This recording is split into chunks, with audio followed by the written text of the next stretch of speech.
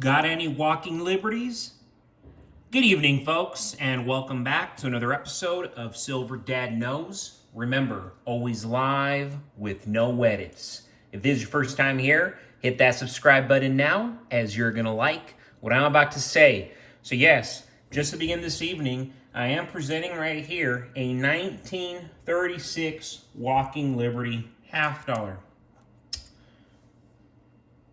And as you know, these 1936 half dollars are notable among collectors for their artful design by Adolph A. Weinman, which features Lady Liberty striding towards the sunrise.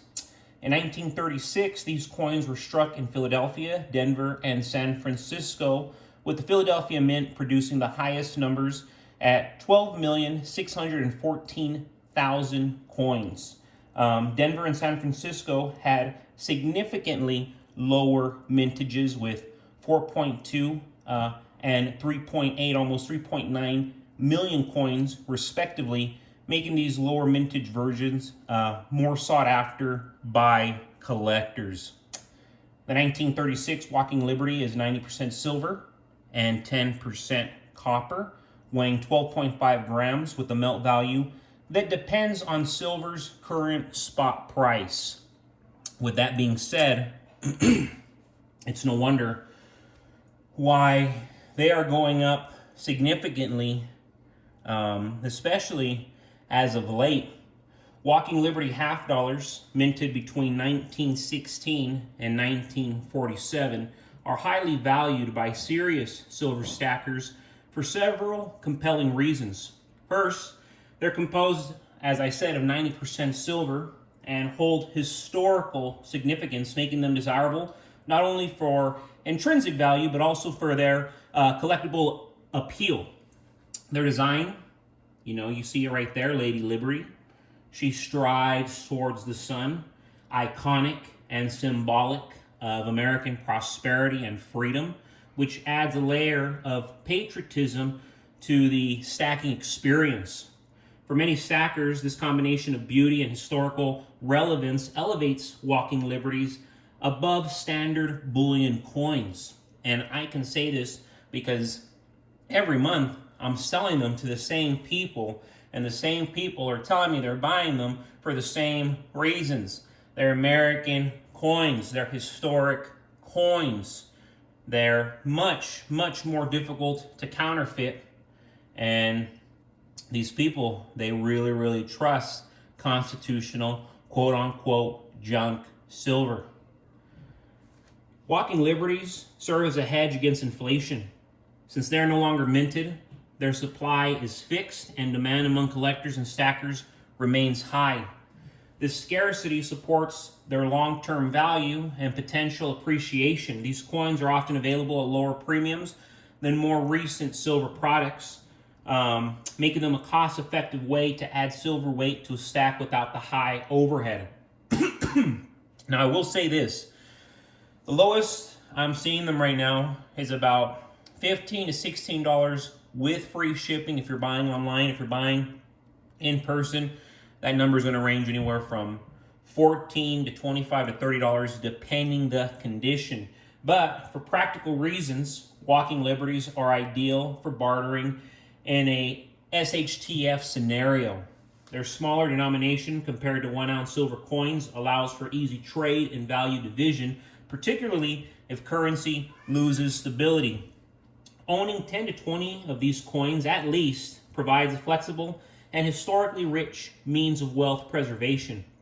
This range ensures that stackers have a substantial number without needing a major investment up front, positioning them to benefit from both the collectible and monetary value these coins bring. In short, Walking Liberties add historical, aesthetic, and practical value to any silver stack. They are a must-have for those looking to balance between beauty, utility, and security in their silver portfolio, making them a wise choice for both newcomers and seasoned stackers.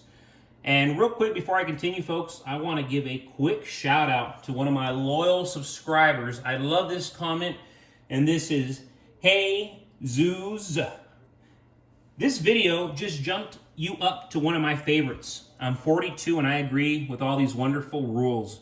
I'm almost 4 years sober, and I also look back wasting my 20s and 30s. I'd have insane money if I invested, stacked, didn't blow all my money gambling and drinking and buying stupid garbage. I've learned from my mistakes, and the last 4 years have been great. Anyone under 30, even under 40, the sooner you learn these lessons, the better off you'll be. Great video.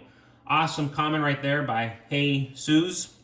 And yes, that's going for my video advice for 30-year-olds like myself and younger. But amazing. I love it that you're saying that your life improved being sober. And absolutely, a lot of us don't want to believe that our lives will get better through being sober because we look at life as boring without having some sort of substance, some sort of excitement that takes you out of this realm. And in fact, that's poisonous, and it's a disaster just waiting to happen. And the sooner someone embraces sobriety, the sooner someone's life gets richer. And I do want to note, folks, that with Donald Trump's victory and the recent election, we're stepping into a time of significant uncertainty and potential upheaval across multiple economic fronts. Think about the last real estate market, for instance, or the job market, both of which are going to experience some dramatic shifts.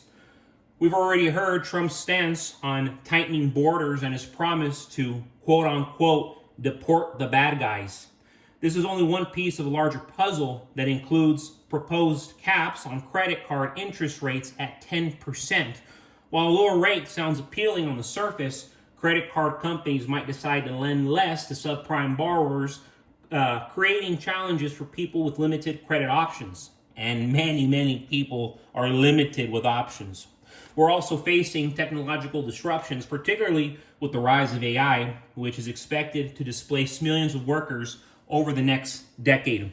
Combine this with Trump's plan to bring in more workers to support industries like agriculture, and the results could be a double hit on wages.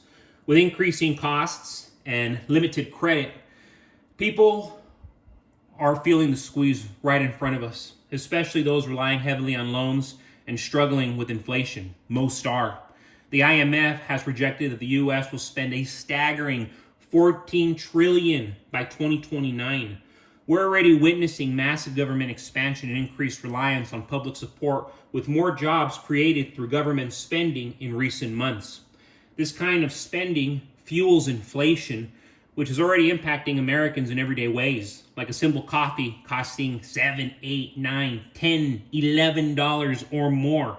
Such inflation rates aren't going away. And as expenses rise, those who can see what's coming are shifting their assets into tangible investments. As we brace for these changes, assets like silver offer a unique hedge. Unlike cash, which will likely lose value amidst continuous government spending and rising inflation, silver provides a durable store of wealth. While the ultra wealthy will likely capitalize on real estate and infrastructure, regular folks can benefit immensely by stacking silver, a relatively accessible, stable asset. Unlike real estate, which requires significant capital and management, silver allows for gradual accumulation, making it practical for those who want to safeguard their wealth incrementally. With Trump's focus likely to favor tax breaks for the wealthy and policies that won't alleviate inflation or credit access issues for average Americans, having a fallback in silver becomes crucial. It's a portable, liquid asset with intrinsic value, offering a buffer against the storm of economic changes ahead. History has shown us that in times of uncertainty and high inflation, precious metals serve as a safe haven.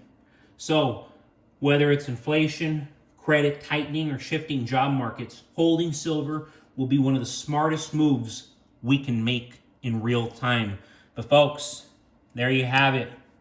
Walking Liberties. Get a hold. As many as you can. As many as you can. Stack them. They're beautiful.